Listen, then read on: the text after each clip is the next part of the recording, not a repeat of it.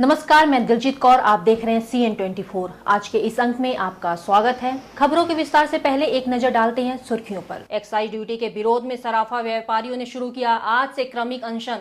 गोरखपुर में एम्स के लिए शुरू हुआ राणा राहुल सिंह का सत्याग्रह आंदोलन और शराबी पति ने पैसों के लिए पत्नी की पिटाई, जिला अस्पताल में भर्ती।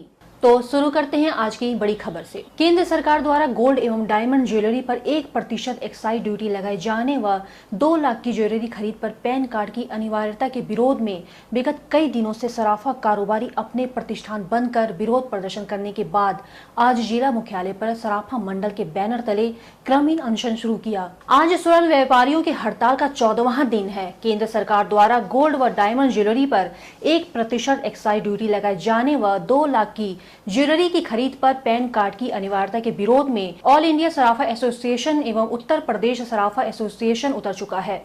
एसोसिएशन के आह्वान पर गोरखपुर सराफा मंडल इसका समर्थन करते हुए अनिश्चितकालीन बंदी चली आ रही है। दुकानें बंद कर विरोध प्रदर्शन किया जा रहा है। आज जिला मुख्यालय पर स्वर्ण व्यवसायियों ने क्रमिक अनशन शुरू किया।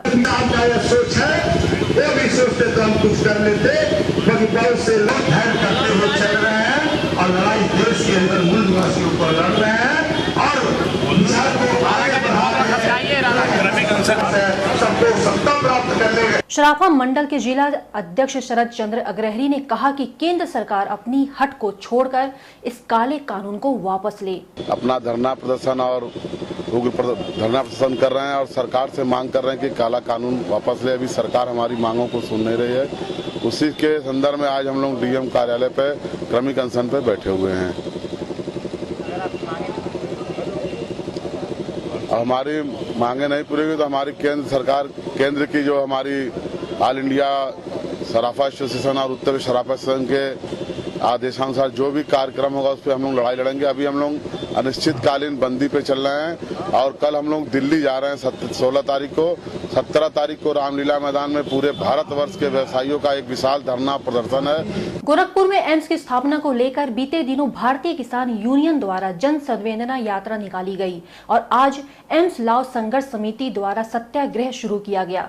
गोरखपुर में एम्स की स्थापना को लेकर संघर्ष तेज हो गया है। विभिन्न संगठनों द्वारा इसकी मांगों को लेकर आज अपने अपने तरीके से आंदोलन किया जा रहा है।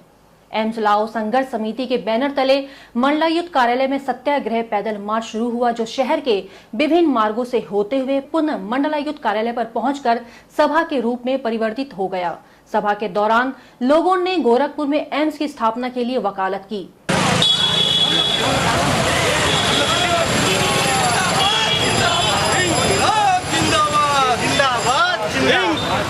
समर्पित हो चुका है।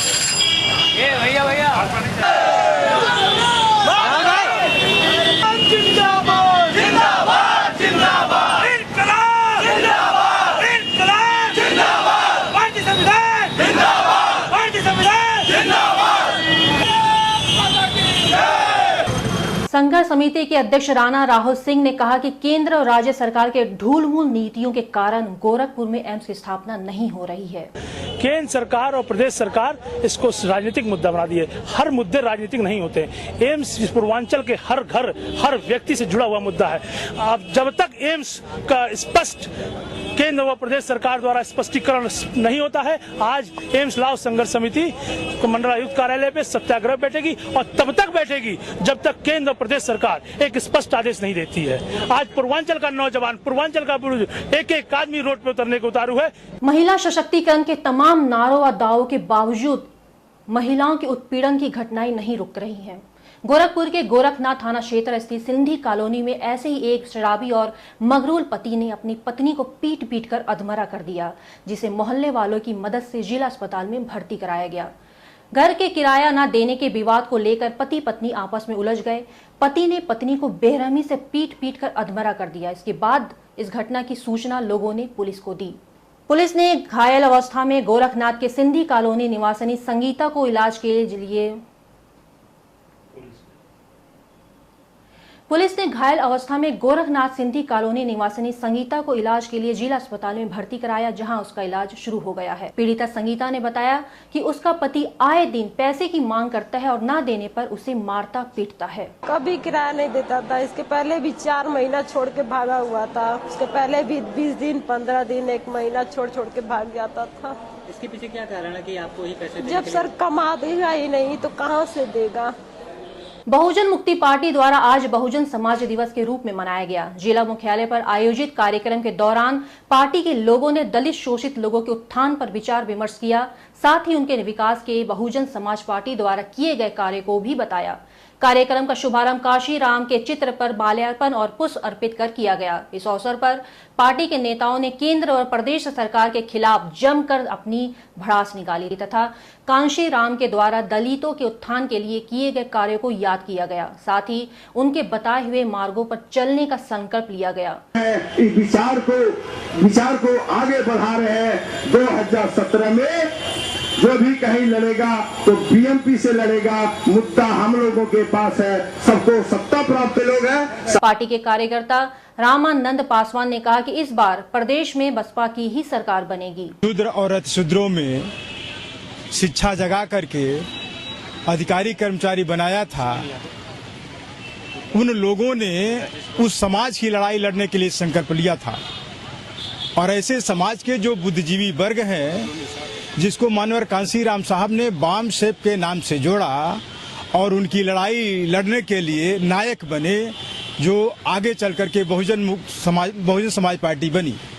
मगर बहुजन समाज पार्टी बहुजन समाज के लिए काम नहीं कर रही है। बहुजन समाज एक धोखा है। बहुजन समाज को धोखा देने के लिए उन्होंने सर्वजन समाज पार्टी बनाई। मौसम की मार से बर्बाद फसलों की उचित मुआवजा किसानों को दिलाए जाने के लिए आज आम आदमी पार्टी के कार्यकर्ताओं ने राष्ट्रपति को संबोधित ज्ञापन जिलाधिकारी को दिया। आम आदमी पार्टी के कार्यकर्ताओं ने जिला मुख्यालय पर प्रदर्शन करते हुए पीड़ित किसानों को उचित मुआवजा दिलाए जाने को लेकर प्रदर्शन किया और बड़े उद्योगपतियों द्वारा फर्जी किसान बनकर करोड़ों रुपए टैक्स की चोरी किए जाने का विरोध किया। साथ ही इन लोगों के खिलाफ कार्रवाई किए जाने की मांग की। और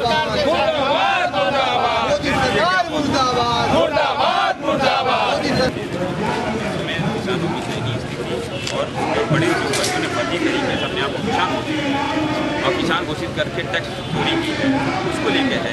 एक तो पहला चीज़ है कि जो मौसम बरसात हो रही, ओलावृष्टि हो रही सारी, और आप दावा कर रहे हैं कि हमने बढ़ोतरी हुई। आम आदमी पार्टी के नेता प्रबल प्रताप शाही ने कहा कि किसान एक बार फिर मौसम की मार झेल रहा है हुई है और सरकारों ने मुआवजे की घोषणा की, वो मुआवजा किसानों को नहीं मिला है। हम मांग कर रहे हैं कि फिर से चिन्हित करके किसानों को मुआवजा दिया जाए। पहली मुद्दा ये। दूसरा, धान क्रय केंद्रों ने कोई भी फसल धान किसानों से नहीं खरीदा है, लेकिन वो समाचार पत्रों के माध्यम से बढ़ोतरी के कह रहे हैं कि हमने बहुत रिकॉर्ड खरीद की। हम इसका मांग कर रहे हैं कि उनकी सुनिश्चित किया जाए कि धान क्रय केंद्रों से और सरकारी केंद्र उनकी फसलों को खरीदें।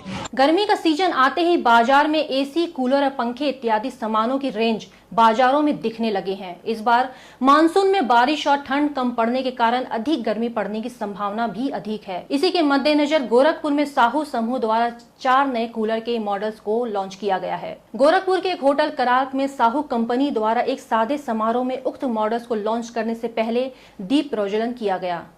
नई टेक्नोलॉजी और नई डिजाइन के 4 मॉडल्स क्रेता, नेक्सा, WW40 व अनुकूल को पूर्वांचल के बाजारों में उतारा गया, जो काफी खूबसूरत और किफायती भी हैं। मई तक बनता है, इसलिए कंपनी ने इसको जो है लॉन्चिंग इतनी जल्दी नहीं कर सकती थी। लुक किसी भी ब्रांडेड से आज के डेट में ये हाइट और लुक और एयरोडायनेमिक ज्यादा होगा। साहू समूह के निदेशक SK साहू ने लॉन्च हुए मॉडलों के बारे में बताया कि इन सभी मॉडलों के दाम पूर्वांचल की जनता को देखकर रखा गया है। ये जो अपने में काफी महत्वपूर्ण है और अनब्रांडेड कंपनियां जो है ना, वो उनके पास भी ऐसे मॉडल अभी संभव नहीं है।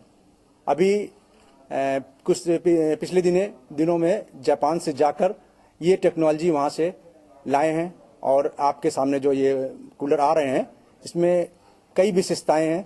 जैसे एक कूलर जो है 110 लीटर टंकी का है, जो किसी इंडिया भारत के किसी भी कूलर में नहीं है। गगा थाना क्षेत्र में बीते दिनों हुए डीसीएम चालक के साथ लूट का खुलासा करते हुए गोरखपुर पुलिस ने 2 अभियुक्तों को गिरफ्तार किया है। इसके अलावा लूट संबंधी माल और लूट में उपयुक्त मोटरसाइकिल भी बरामद किया है। गगा थाना क्षेत्र में 13 मार्च की रात में लुटेरों द्वारा एक डीसीएम को रुकवाकर चालक सुरेंद्र कुमार से मोबाइल और नकदी लूट लिया गया।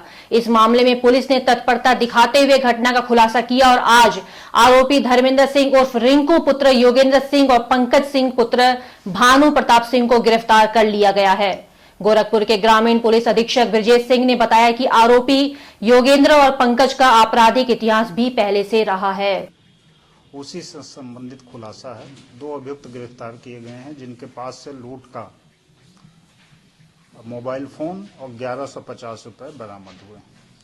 इनके पास से एक तमंचा और इन्होंने जो घटना में अपनी स्वयं की बजाज मोटरसाइकिल इस्तेमाल किया था वो बरामद हुआ है। ये गगहा बाजार से गिरफ्तारी की गई है। आज की खबर में इतना ही। अगले अंक में फिर से मुलाकात होगी। तब तक के लिए मुझे दीजिए इजाजत। नमस्कार।